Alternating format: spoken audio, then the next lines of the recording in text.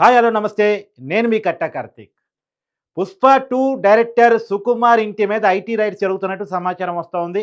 నిన్న నుంచి అనేక మంది సినిమా పరిశ్రమ పెద్దల మీద ఐటీ రైడ్ జరుగుతూ ఉన్నాయి. ప్రధానంగా 'దిల్ రాజు' మీద నిన్న నుంచి దాదాపు 36 గంటల పాటు ఐటీ రైడ్స్ నడుస్తూనే ఉన్నాయి. సహజంగా పొద్దున పూట ఐటీ వాళ్ళొస్తారు. సాయంత్రానికి రైడ్స్ చేసుకొని వెళ్ళిపోతారు. కానీ 36 గంటలుగా ఐటీ రైడ్స్ నడుస్తూనే ఉన్నాయంటే ఐటీ శాఖ ఎంత సీరియస్‌గా సినిమా పెద్దల మీద దృష్టి పెట్టింది అనేటువంటిది మనం అర్థం చేసుకోవాల్సినటువంటి విషయం. ఇది కేవలం 'దిల్ రాజు' మీద మాత్రమే కాదు, అనేక మంది సినిమా ప్రొడ్యూసర్స్ మీద ఐటీ రైట్స్ నడుస్తూ ఉన్నాయి. ప్రధానంగా 'మైత్రి మూవీ మేకర్స్' 'పుష్ప 2' నిర్మాతలుగా వాళ్ళు ఉన్నారు. దాదాపు 2,000,00,00,000 కలెక్షన్స్ ఆ సినిమాకి వచ్చాయనేటువంటిది వాళ్ళు బహిరంగంగా చెప్పినటువంటి మాట. మరి దాని మీద కూడా నిజంగా 2,000,00,00,000 వచ్చాయా లేదా? వస్తే దానికి సంబంధించిన ట్యాక్స్ మాటలేంటి? ఆ సినిమాకైన ఖర్చెంత? ఖర్చులో అల్లు అర్జున్‌కి ఇచ్చిన రెమ్యునరేషన్ ఎంత? సుకుమార్‌కి ఇచ్చిన రెమ్యునరేషన్ ఎంత? దానికి ఏ రకమైనటువంటి మనీని వాడారు? ఈ విషయాలన్నీ కూడా ఇలా ఐటీ వాళ్ళు సోదాలు నిర్వహిస్తున్నట్టు తెలుస్తోంది. నిన్న 'మైత్రి మూవీ' దగ్గర సేకరించిన సమాచారం ఆధారంగా డైరెక్టర్ సుకుమార్ మీద ఐటీ రైట్స్ ఇవాళ జరుగుతున్నట్టు తెలుస్తోంది. ఇయాల సుకుమార్ దగ్గర సేకరించే సమాచారం ఆధారంగా, నిన్న 'మైత్రి మూవీ' దగ్గర సేకరించిన ఇన్ఫర్మేషన్ ఆధారంగా తర్వాత అల్లు అర్జున్ ఇంటికి కూడా ఐటీ శాఖ అధికారులు చేరుకునే అవకాశం ఉన్నట్టు మనకి సమాచారం అందుతుంది. అల్లు అర్జున్ మీద కూడా ఐటీ రైట్స్ జరగబోతున్నాయా? ఇప్పటికైతే ఇంకా అల్లు అర్జున్ ఇంటికి ఐటీ అధికారులు చేరుకోలేదు. కానీ జరుగుతాయి అనేటువంటి ఒక సమాచారం మాత్రం మనకు వినపడతా ఉంది. ఇంకొక విషయం మనం ఇక్కడ కీలకంగా మాట్లాడుకోవాలి. సినిమా పెద్దలు బయటికి అభిమానులకు ఇచ్చే సమాచారం వేరు, ఐటీ శాఖకి ఇచ్చే సమాచారం వేరు అన్నట్టు కనపడతా ఉంది. నిజానికి ఇప్పుడు 'దిల్ రాజు' విషయంలో కూడా ఏదైతే 'గేమ్ చేంజర్' మూవీ రిలీజ్ అయిందో, ఆ 'గేమ్ చేంజర్'కి 450,00,00,000 మనీ పెట్టామని చెప్తా ఉన్నారు.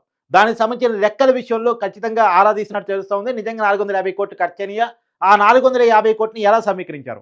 అలానే 'పుష్ప'కి సంబంధించిన ఖర్చు 500,00,00,000 అని చెప్తా ఉన్న సమయంలో 500,00,00,000 ఎలా సేకరించారు? ఎలాంటి ఫైనాన్షియల్ నుంచి తీసుకొచ్చారు అనేటువంటిది కూడా. 'దిల్ రాజు'నైతే వాళ్ళ మిసెస్‌ని తీసుకుపోయి బ్యాంకుకి కూడా తీసుకువెళ్ళి బ్యాంకులో ఉన్న లాకర్‌ను కూడా ఓపెన్ చేపిచ్చారు. ఈవెన్‌లో 'దిల్ రాజు' కూతుళ్ళ ఇళ్లలో కూడా సోదా నిర్వహిస్తా ఉన్నారు. స్కూలు బ్యాగులను కూడా వదలకుండా, మళ్ళా చెప్తున్నాను, స్కూలు బ్యాగులను కూడా వదలకుండా వీళ్ళు సోదా నిర్వహిస్తున్న పరిస్థితి. చాలా సీరియస్ సోదాలు సినిమా ఇండస్ట్రీ పెద్దల మీద నడుస్తా ఉన్నాయి అనేటువంటి చూడాలి. అయితే రేపు అల్లు అర్జున్ ఇంటి మీద కూడా ఐటీ సోదాలు ఉండబోతున్నాయా? ఒకవేళ అల్లు అర్జున్ ఇంటి మీద గనక సోదాలు నిర్వహిస్తే, ఎందుకంటే అల్లు అర్జున్ ఈ మధ్య కాలంలో దేశవ్యాప్తంగా హైయెస్ట్ రెమ్యునరేషన్ తీసుకున్నటువంటి హీరోగా వార్తల్లోకి ఎక్కినటువంటి వ్యక్తి. దాదాపు 300,00,00,000 రెమ్యునరేషన్ తీసుకున్నారు అనేటువంటిది ఒక ఇండియన్ మ్యాగజైన్, నేషనల్ మ్యాగజైన్ వేసినటువంటి కథనం. ఆ నేషనల్ మ్యాగజైన్ వేసిన కథనం ఆధారంగా నిజంగా 300,00,00,000 అల్లు అర్జున్ గనక తీసుకుని ఉంటే అది ఏ రూపంలో తీసుకున్నాడో, ఆ మనీ ఎక్కడి నుంచి వచ్చింది, దానికి సంబంధించిన ట్యాక్స్ అల్లు అర్జున్ కట్టాడా లేదా? ఈ విషయాల మీద క్లియర్‌గా ఐటీ ఇన్వెస్టిగేషన్ జరగబోతా ఉంది.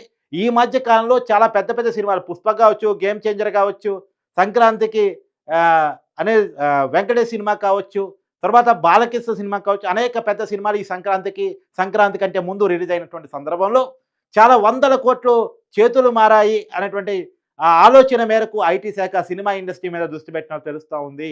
ప్రధానంగా 'దిల్ రాజు' సోదరులలో కూడా సోదాలు నిర్వహిస్తూ ఉంది. అలానే 'మైత్రి మూవీస్' మేకర్స్ పార్ట్నర్స్ అందరి ఇళ్లలో కూడా, నవీన్ కావచ్చు, ఇతర పార్ట్నర్స్ అందరి ఇళ్లలో కూడా సోదాలు నిర్వహిస్తూ ఉంది. సుకుమార్ ఇంట్లో ఇవాళ సోదా నిర్వహిస్తూ ఉంది. రేపు రాబోయే కాలంలో అల్లు అర్జున్ మాత్రమే చేస్తారా, అల్లు అరవింద్ గారి ఇంట్లో కూడా సోదా నిర్వహిస్తారా అనేటువంటిది కూడా చూడాల్సిన పరిస్థితి కనపడుతోంది. సో మొత్తంగా ఐటీ సినిమా ఇండస్ట్రీని వణికిస్తుంది అని చెప్పాలి. బయటికి చెప్పే లెక్కలు ఇవాళ వాస్తవాల్లో కళ్ళగట్టినట్లు ఐటీ చెప్పబోతుంది. మరి దీనికి సంబంధించినటువంటి ఒక రిపోర్ట్ ఐటీ ఏమైనా ప్రెస్ నోట్ రిలీజ్ చేస్తే, ఐటీ వాళ్ళు సహజంగా మీడియాకి వార్తా కథనాలు ఇవ్వరు. ఏ మేరకు సెర్చ్ వస్తే ఎంతవరకు దొరికిందన్న విషయాన్ని చెప్పరు. కోర్టుకి మాత్రమే చెప్తారు వాళ్ళు. కాకపోతే మనం అర్థం చేసుకోవాల్సిందంటే వీళ్ళ మీద ఎలాంటి చర్యలు ఉంటే ఐటీ శాఖ కనుక దొరికితే అంటే అరెస్టులు ఉండే అవకాశం ఉండదు. చాలామంది రాంగ్ థంబ్‌నెయిల్స్‌తో జనాన్ని మిస్గైడ్ చేసే ప్రయత్నం చేస్తున్నారు. ఐటీ శాఖ జనరల్‌గా ఎవరిని అదుపులోకి తీసుకోదు. ఒకవేళ అక్కడ మిస్ ఫండ్స్ కనుక ఉంటే ఆ సమాచారాన్ని ఈడీకి ఇస్తుంది.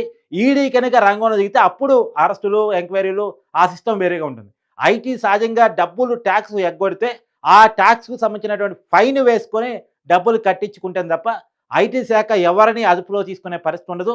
చాలామంది 'దిల్ రాజు'ని అరెస్ట్ చేసినటువంటి ఐటీ శాఖ అని చెప్పి థంబ్‌నెయిల్స్ పెడుతున్నారు. అలాంటి సమాచారాన్ని మీరు నమ్మొద్దు. 'దిల్ రాజు'ని మాత్రమే కాదు, 'మైత్రి మూవీస్ మేకర్స్‌నే కాదు, సుకుమార్‌నే కాదు, అల్లు అర్జునే కాదు, ఎవరిని కూడా ఐటీ శాఖ అరెస్ట్ చేసే అవకాశం ఉండదు. ఐటీ శాఖ దగ్గర వీళ్ళ దగ్గర ఏమన్నా మిస్ ఫండ్స్ జరిగినట్టు, మనీ లాండరింగ్ జరిగినట్టు గనక సమాచారం తెలిస్తే, ఆ సమాచారాన్ని ఈడీకి ఇస్తుంది. ఈడీ అప్పుడు రంగంలో దిగుతుంది. ఇప్పుడు ఐటీ చేస్తుంది టాక్స్ ఎగ్గొట్టిన డబ్బులు. అంటే అసలు వచ్చిన డబ్బెంత? ప్రభుత్వానికి టాక్స్ రూపంలో అంటే ఐటీ శాఖకి టాక్స్ రూపంలో చూపించిన డబ్బెంత? ఎందుకు ఈ గ్యాప్ ఉంది?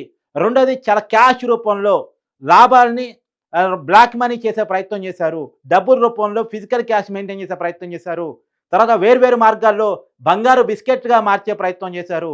బంగారు బిస్కెట్‌ని లాకర్స్‌లో పెట్టే ప్రయత్నం చేశారు. వేరు వేరు వాళ్ళ ఇళ్లల్లో పెట్టే ప్రయత్తం చేశారు. ఇది ఈ సమాచారం ఐటీ శాఖ దగ్గర ఉంది. ఇప్పుడు ప్రధానంగా బంగారు బిస్కెట్స్ అనేది బాగా వైరల్‌గా మారింది.